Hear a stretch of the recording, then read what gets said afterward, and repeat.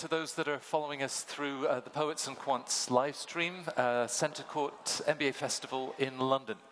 And before the 2 o'clock meet and greet session with many of the world's top business schools, we always like to have a panel really just to share some insights and perhaps things for you to be thinking about before you meet the schools face to face. And to reflect both the top European and US business schools that are with us. The panel, I think, captures that very, very well. On my far side, I've got Pascal Michels, who is the Director for MBA Admissions at the IESA Business School in Barcelona. It's lovely to finally meet Pascal after many years of exchange. Gina Cuccetti, who is an ice skater and probably more solid on her feet on the ice than you are in these beautiful conditions today in London. But Gina's also the Associate Director of Admissions at the Tepper School of Business at Carnegie Mellon. David Simpson. David tells me he's just finished reading 1,200 applications this week for, what was that, round 3? So you're still standing, sitting, and we're delighted that David's with us. He's the Admissions Director of the MBA and Master's programs at the London Business School. And then Laurel Grodman, who is the Managing Director of the Yale School of Management, and delighted that you could come in from New Haven to join us for this session. I'll start with you, Laurel, just in terms of the ups and downs of the MBA market. What are you seeing? I mean, Yale's had a few extraordinary years. There's political uncertainty that sort of entered into that context. So what's life like at Yale right now for the full-time program? It's busy. We're in the middle of round 2, which is our biggest round, so it's certainly busy. I think things, despite some of the headlines, are still quite good. We have a tremendous applicant pool that we're reviewing right now, and it's incredibly strong, it's incredibly global. So I think, despite the seeming whirlwind that's going on around us, things are solid. Right.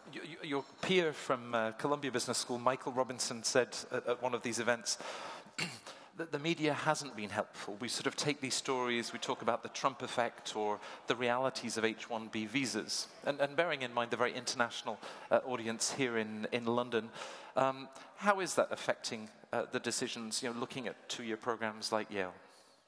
Yes, I mean, it's certainly on our applicants' minds, for sure.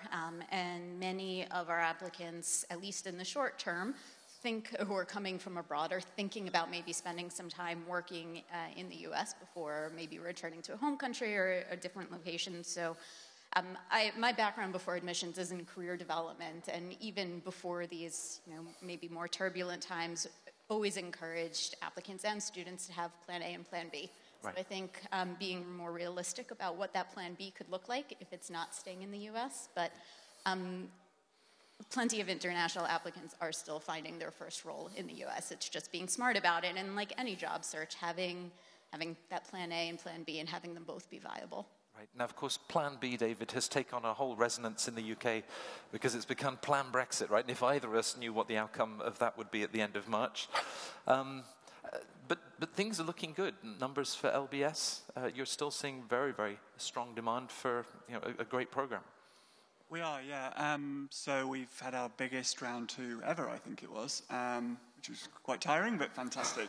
And again, another round of amazing individuals from all around the world. So things seem to be buoyant, and I get a feeling it's the same the world over, but we're delighted with that.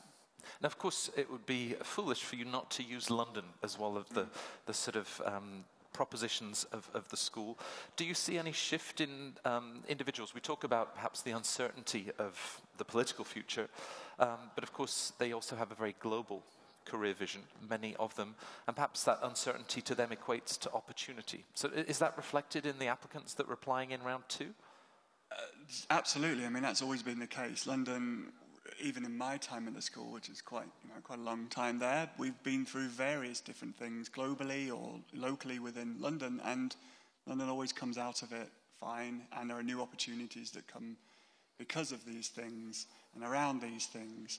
And I think people are attracted to that. And just as many people are staying in London, and just as many people are heading off back home or to a third country it's pretty consistent the last few years, tends to be 50-50. In fact, if anything, I think it went up a couple of % this year.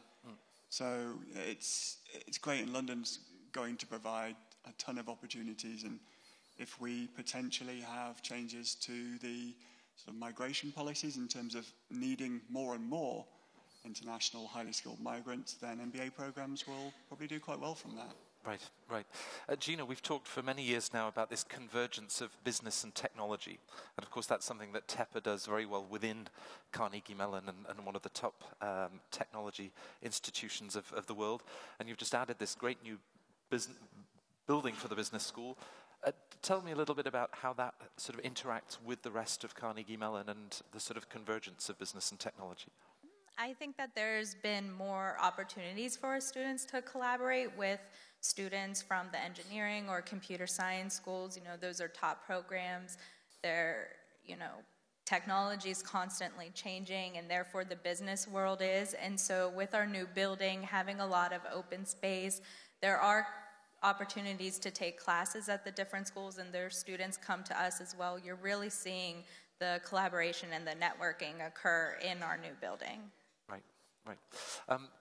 The FT looks to measure everything in its assessments of business schools, and a new component they've introduced is the idea of sustainability. And YESA Business School, that's always ranked incredibly well, that's something that the school is very strong in, Pascal. Is that something that you're seeing in terms of demand from students? Are they looking to you for this sort of corporate sustainability path? It's it's not an easy question to answer because applicants, and they do well, have a very polished value proposal that they introduce themselves with, and at the same time YESA is perhaps a little bit too vocal at times about its mission statement and how value driven we are, and that within a wider environment where there's hardly any business school left that does not talk about positive impact and sustainability, which is, I mean, fair enough, that is the flavor of the day. So we get it, but it's very hard to pin down what people actually mean by it. So you could look at the type of student-led events that happen on campus. You could look at the ethics component that we weave into the curriculum. There are many dimensions to it, and I think in the FT ranking as well, it is a combination of all these factors that is being rated. We do well, but I would also not get tremendously nervous if that changed over time, because I think we try to be a bit of a one-stop shop, and it would be a slippery slope to start focusing on these things and lose focus on, you know, very tangible career elements that I think every applicant in their right mind should also be looking at. Right, right, so clear development. Now, of course, they come to you in round 2 and next year's applicant pool with record high GMAT scores at these schools, you know, GPAs that demonstrate the sort of academic vitality that they will bring into the program. But if we put those data points aside, as you think of crafting the diversity of next year's class, starting with you, Lauren, in terms of personality, experience, the voice that they will bring, how do you look to assess and identify those different elements of fit?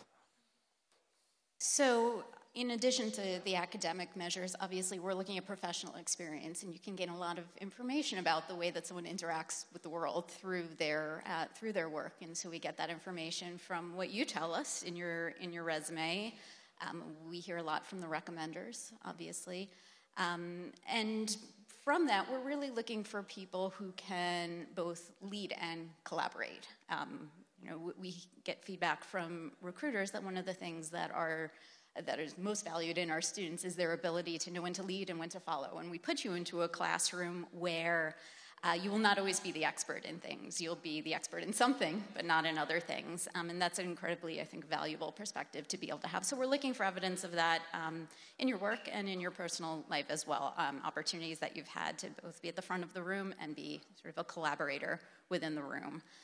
One of the other interesting things that we're looking at for the first time this year, we partnered with ETS, our friends who have brought you the GRE, to introduce what we call our behavioral assessment. And it's an assessment that we are providing to people who interview with us this year. And it looks at interpersonal and intrapersonal competencies that we know are predictive of success in business school. And that is giving us an ability to look a little bit beyond the traditional academic measures and really expand the opportunity to bring people into the classroom whose academic or professional background might look a little bit different. So that's something kind of new and experimental we're looking at this year as well. If I ask the audience to put their pens down, what are some of those interpersonal qualities that you're looking to identify? Well, I can't be too explicit about the test, or it doesn't work as well. But generally speaking, the reason we really put the test into place is, like I said, we want to bring people into the classroom who are going to thrive, but we want to be able to better predict who those people are going to be above and beyond academic measures. But they're looking at a lot of the same things that people who perform well academically would have, being able to be diligent, to put your head down and focus on a task and goal, but without being too prescriptive. I think it's the same factors that predict academic success, but that's sometimes a lower GMAT score or a more rocky academic history that perhaps was affected by other things isn't going to tell us. Right. Helps us take more chances. Right. Now, David, of course, you're still quite new to MBA admissions, but if you've read a record number of round 2 applications, you've read a record number of letters of recommendation. How do they help you to gain sort of insight and a sense of what drives an individual, what makes them tick? So everything we ask for, we use, and we look at very carefully. I think with recommenders, we can get a couple of things out of it. Who did you ask and why? And if it's not the people we're perhaps expecting, have you told us why? And there's lots of good reasons why you can't ask your boss.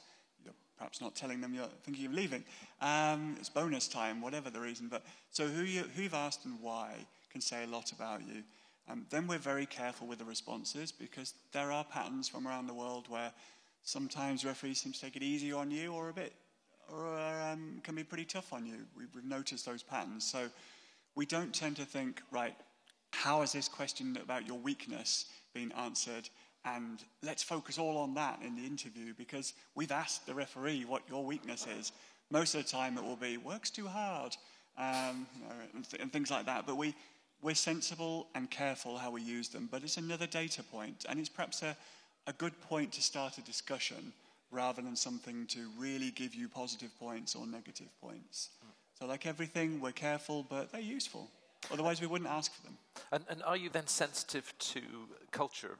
Perhaps an American recommender might use very enthusiastic language versus perhaps a Norwegian where saying, oh, this person's performance is quite satisfactory actually means in Norwegian that they're off the charts in what they generate. But so do you contextualize culturally for who the recommender is, and they're not being judged for their prose and their language?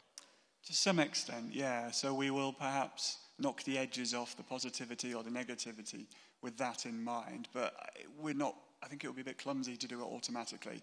Oh, they're from this country, therefore. Sure. So again, it's just a context thing that might explain why something, or even if you're looking at who someone selected and what their job is and what we know about that job, they haven't written much. It's probably because in their job, they don't have a lot of time. The fact that they've done it is very positive. They've done the recommendation. Right. So to some extent, yeah, I mean, who are the toughest? I know the Brits are pretty tough on there, on the people they're recommending. But I think on the whole, careful use of recommenders is very worthwhile, and I think most of us still use them in one way or another. Right. It's an external view on someone other than either the admissions team or alum who are interviewing them and the person themselves. Right. Gina, as one of the top US business schools, you'll receive many hundreds, thousands of applications, round 1, round 2, through to round 3. What might you be looking for to see that a candidate has really taken the time to get to know Tepper and the school that they're applying to? Is it enough to talk about second-year electives, they're enthusiastic? Do you want them to visit the campus? That's not available to everybody, certainly in the international audience. How can you tell that they've really got to know you as an institution? We certainly understand that you can't come visit our campus at times, but we have students that are available to talk to any prospects or applicants and answer any questions that they may have. So oftentimes I see applicants addressing that, their knowledge of Tepper, whether speaking to the current students who are there or having networks with alums can be valuable, and it does show in their application. But also, we want to know your post-MBA goals. How can we help you get there? Are we the right program for you to help you achieve those as well? And again, coming into the whole package with everything else that's previously been said, that's just another component. Can we help you achieve those goals? Right. Pascal, do you read the top of the CV that has education or work job titles, or all of that interesting stuff down at the bottom in extracurriculars? Where do you start?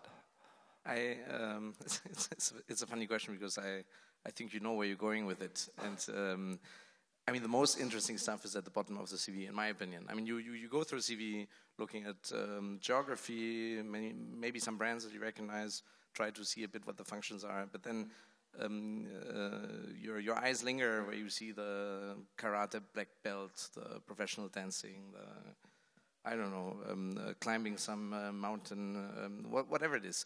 And then if there's nothing there, then you travel back up and you dig a bit deeper. But generally, if there's something really fun, really interesting in the general information section, that's also how I will tend to start the interview, right? Hey, I saw you climbed Mount Kilimanjaro. Is there snow at the moment, right? Or was there snow when you climbed it? What do you think about climate change? And then it can lead to interviews that are completely off the beaten track, simply because there was something juicy in that part of the CV. Now, if you don't have anything super interesting to put there, don't invent it, right? That would be a disaster. But it can be really interesting. Okay, so my follow-on question from that comes from an article in the New York Times last week. And it talked about all of us, not just for applying to business school, maybe considering having a resume or a CV of failure. And when you look at applicants to the top business schools, they diligently put together their accomplishments, how they've shone in the workplace, things that they've achieved academically. But we learn a lot through people's failures. So perhaps starting with you, whether it's in the CV or more broadly across the application, this sort of guidance, it would be a big step to talk to all of you about failures, and yet perhaps a way in which you can learn more about the applicant. Is there room for failure in the application? It makes me a bit angry, actually, that you tell me this, because I've been thinking about writing a LinkedIn post about what would be an honest CV with strengths, weaknesses, successes, failures, and I think it would be an absolutely amazing CV to review. And I think we could get so much out of the new part, right? And one thing I've noticed, and I've been relatively systematic about it in the last 50, 60 interviews I've done, I always ask candidates what made them unique. And invariably, they enumerated their strengths, which is not answering the question, although then they realize what they're doing. They end up saying, well, in that combination, those strengths make me unique. But what's interesting, nobody ever mentioned a weakness. And a weakness can perfectly well be the substantiation about something that makes you unique. And then you have the whole philosophical debate about whether uniqueness in itself is something positive. But yes, I think it's an underutilized prism through which it would be very, very interesting to look at candidates. Right. Yeah. Lauren, is there a place for failure in the whole dialogue that an applicant would have with Yale? Absolutely. I think we sometimes get an honest view of it from a recommender's standpoint. So one of the questions that the recommender has to answer is around feedback, and oftentimes that will, at least indirectly, get at a failure, and it's very informative to see how an applicant responds in the face of that. Obviously, we're looking for individuals who are resilient, because we'll all face failures in our professional lives at various points. So to get another's perspective on how gracefully, hopefully, the applicant has sort of responded to something that was challenging is an important view. And there are points within the application process at Yale as well where we ask that question a little bit more directly and hear it from the applicant as well. And of course, it's going to be relevant both in the business school setting. Everyone has successes and failures while they're in a program, but certainly in their careers beyond. Right. Now, we talked about this being both an admissions and a careers panel. David, as you look at that sense of self-awareness or the characteristics, as an admissions office, are you thinking about here are the qualities, the strengths and the weaknesses that we think will make them a great member of our community for the MBA, the master's program, the exec MBA? Are you also then thinking about qualities that will serve them well in the subsequent stages of their career? Is it that next year, next 2 years that is your priority? Or perhaps a broader assessment that projects their professional development and growth? We've got a lot to do in assessing someone for the immediate and the long term, but that's what we must do. Just taking a step back with that, the weaknesses questions, it's like any question. You can prepare for it, and those who are best prepared will give a really good, thorough answer, and it might be interesting as well, But I think it's far more useful to dig deeper and see where the conversation takes you. And that can show more about you as an individual, which in turn will lead to good conversations about the long term as well as the short term. I think with any interview situation, whether it's alumni or staff, you have to cut through all the things that can be polished and practiced. And you want the person to do well and make the best of it, but you want to get to know them, right? And yeah, I'm very cautious of candidates who are really just showing us what job they want to do post-MBA. Of course, it's important. We want really good employment stats. We want very employable people. But we want people who are about to invest a significant amount of money and time, energy and passion to be doing it for the long term, for the rest of their lives, and thinking, well, maybe it'll lead to this in a year, maybe it won't. But in 5 and 10 years, I definitely want to be in this kind of position. Or I want to have gone through a set of changes that makes me think in a different way. So it comes back to self-awareness, open-mindedness, and the ability to expect the unexpected, take opportunities when they come, take different turns during your journey on the MBA, whether it's a 1-year or 2-year program is irrelevant. There are opportunities put in front of you. Explore them. If you stick doggedly to one post-MBA goal, you maybe get it, but then you've missed out half the good stuff. Or you don't get it, and then you've got a lot to do very quickly. So you've got to be strong and brave to be open-minded, to kind of flow with it during the journey of the MBA, I think. Right. Gina, David talks about the unexpected, and as we look at AI and the future of work, or the impact of robotics and data analytics, what are some of the skills that you see sort of emerging that you're certainly looking to share with MBA students that will prepare them for tomorrow's unexpected, uncertain job market? I definitely think it's our analytic skills that we teach you, and if you feel that that is not your strong suit, when you enter, when you leave, you definitely will know your numbers. We've had a number of alums say, that math is just not my strong suit, but, we look and we offer math skills workshops throughout your time there and really prepare you to know the numbers and the data and the analytics so that you're able to present and in the meetings with the data to back up everything that you wish to accomplish. But then it's the other skills, the leadership skills. Our accelerated leadership coaches work with you one-on-one throughout your time there and combined with the teamwork skills. So we hope that you leave more mature with the overall package, everything combined to be the business leader. The Master in Business Analytics, which I guess an acronym would also be an MBA, but the Master in Business Analytics has emerged in the last 3, 4, 5 years as a hot course.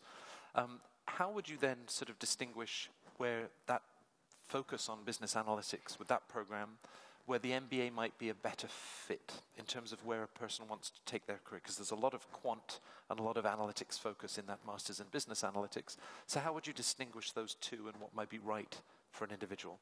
I think it would depend upon what the career goals are, what your interests are. Maybe, the business analytics is obviously very heavy quant, whereas if you're exploring the MBA, maybe you have quite a few different interests in marketing strategies. So depending upon your career goals, I think is which program may be best for you. Right. Now, Pascal, of course, before being director for MBA admissions at the ESA Business School, you're also heavily involved in career services. what sort of shift do you see, both in terms of perhaps this generation and their expectations of business school and the career path that they want to pursue, but also what that future looks like and what you're looking to develop in terms of skills to make them ready for that market? It's a great question. I mean, first of all, and I think there was a bit of a discussion in the earlier panel, consulting is always in, right? And that's because most people who don't know what they want to do after the MBA say they want consulting. And that's fine, right? And I think the consulting firms do a fantastic job in maintaining this symbiosis with MBA programs, and I mean, it is just that, it is a symbiosis.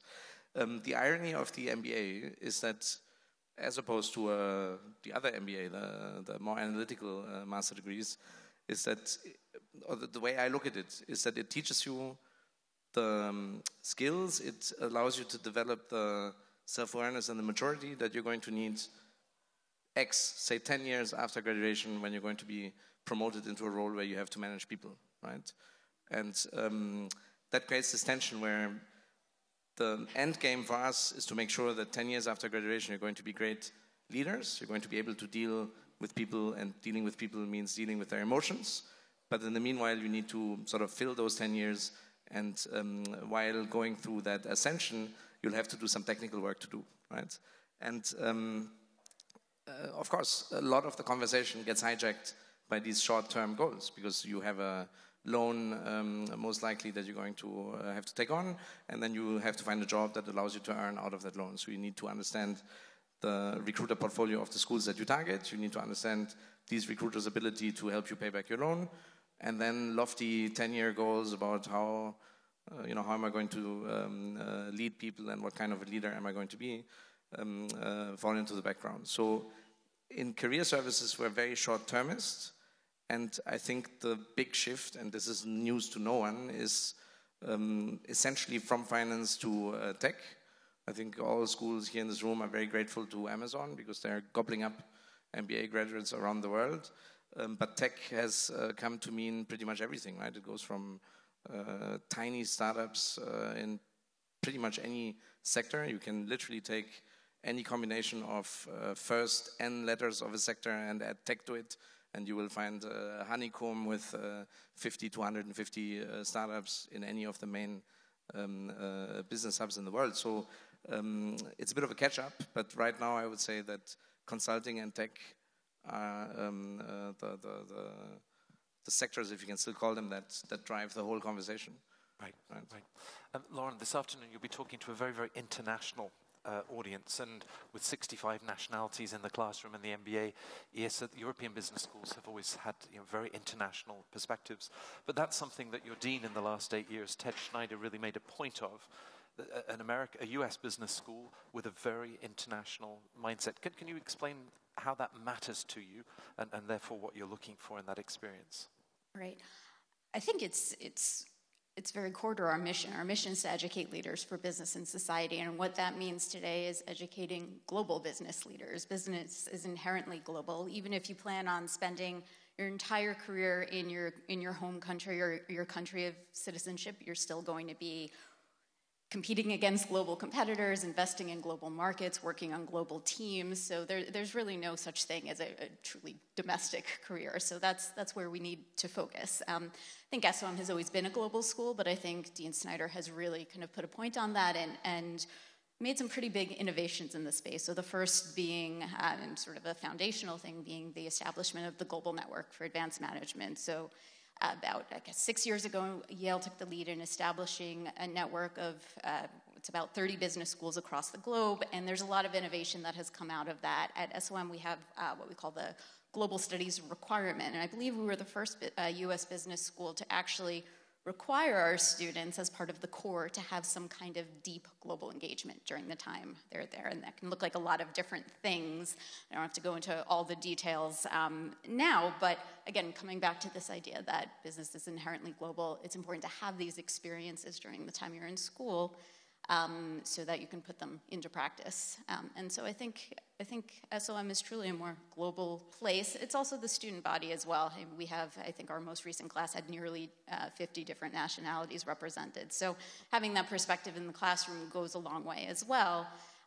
But having that sort of additional exposure through the global network, I think, has really amplified it. Right. Now, it matters to LBS in the program, it matters to recruiters at LBS, that sort of international dimension. But if I haven't lived, worked, or studied in another country, is there a way to demonstrate to the admissions office at LBS that I have a global mindset, David? I mean, well, yes, and also the fact that, you know, you can have a very global environment full of people who don't have global experience. You create one by gathering them together. So a Japanese student who's never worked outside Japan is extremely valuable to learn from and learn with for somebody who spent all their time in the US. Individually, to some extent, we wouldn't want a class full of people who are all global citizens, and we want you to do a bit of forming while you're there and learning, because that's where the sort of passion will come from. So classes are made up of people who've been there and done it and worked and lived in different countries and have all the languages in the world, and other people who don't, who have the passion for it. And I think it's a human interest thing, isn't it? MBAs are about people, at least these MBAs. You're not sitting in front of the screen learning from a distance and nothing but. You're with people, so you have to be interested in other people, not just the profs, but the students alongside you. And so I think that innate quality of individuals is more important than exactly what you've done and where you've done it. You could be somebody who's had a global career but actually hasn't necessarily engaged doing it. And there are certain jobs that seem very international, but actually you could be living in a pocket of people from your country within your bank or military service or whatever it is. So it has to be about the individual level of engagement and passion. Right, and the applicant shouldn't take that for granted. That's something they really need to share with you and make explicit. Yeah, I mean, a resume, a CV doesn't do all the talking, does it? It gives us, there was an interesting question about what do you look at first. Like, I'm quite mechanical in looking at the progress and looking how it flows. I'm not actually one who looks at the bottom first and looks for all the, because I think, again, it's a good conversation starter, but people know to put down the super interesting stuff. If you've been working 14-hour days in a really busy job that's really interesting, you probably haven't got time to climb Mount Kilimanjaro, but you could be really interesting and interested in people and give far more than somebody who climbed a big mountain. Right. Speaking as somebody who's got no chance of climbing any mountains whatsoever. You already live at very high altitude. You're taller than any other member of the panel. Always gets the tall guy getting noise. So I suppose just to draw to a close, and Gina, starting with you, 3 valuable skills that you see in an MBA that you think will always serve them in their career. What would those be? And it's going to get harder for the other panelists because each of these words are going to get taken up. So Gina, you get to start. I'll go back to one of my previous answers. I think, you know, upon graduation, it'll be the analytical, the leadership, and the teamwork skills. Analytical, leadership, teamwork. Pascal, what would you add or reinforce on that list? I think the crucial one is self-awareness. I don't know that is a skill, but everybody goes through a bit of a curve like this, right? They're super excited in the beginning, and then there's the aha moment, or aha, I'm not the smartest person, aha, I'm not the best leader, etc., etc. And then when you climb out of that trough, you develop self-awareness, and that for me is fundamental, which comes with humility, right? I think it's a humbling experience, just because of the caliber of people that you're going to be working with.